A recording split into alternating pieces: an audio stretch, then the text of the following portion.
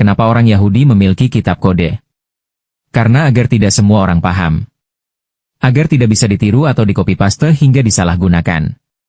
Ketika ada ajaran lain meniru dan mengkopi-paste ternyata salah menerjemahkannya. Salah memahami esensi dari ajaran Torah tersebut. Dan kenapa orang-orang Yahudi kebanyakan cerdas? 60% penerima Nobel Ilmu Pengetahuan Dunia adalah orang Yahudi. Dan itu fakta.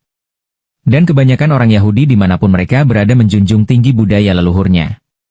Meskipun mereka dihina, difitnah bahkan ingin dimusnahkan, mereka tetap berpegang teguh budaya leluhurnya.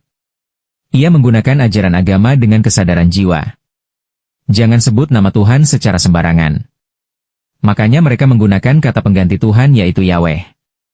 Karena Tuhan melampaui nama, melampaui identitas karena kalau Tuhan punya identitas maka maknanya mengecilkan arti Tuhan. Ajaran leluhur Jawa lebih mendalam, tan keno kinoyongopo, tak bisa digambarkan atau diserupakan, mengajarkan tentang ketidakmampuan manusia memahami Tuhan atau hakikat tertinggi, mendorong kerendahan hati, kesadaran diri, dan mendekati yang ilahi melalui batin, bukan hanya ritual, serta menerima bahwa masa depan tak dapat diprediksi. Jalmo tan keno kiniro. Intinya adalah bersikap andap asor, rendah hati, dan tidak sombong karena keterbatasan akal budi manusia di hadapan yang tak terbatas. Coba kita lihat ajaran Buddha.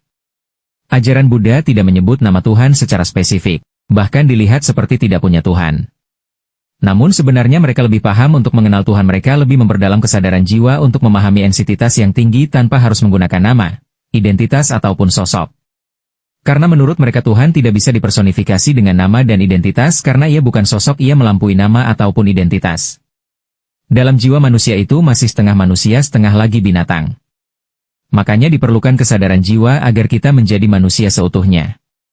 Kenapa banyak orang beragama bahkan mengklaim dirinya tokoh pemimpin agama, tapi masih terjebak pada nafsu binatang? Kita sering dengar banyak pemimpin agama melakukan korupsi, bahkan ada yang memperalat muridnya untuk dicabuli. Itu artinya ia tidak pernah masuk dalam kesadaran jiwa hingga tidak tumbuh jiwanya.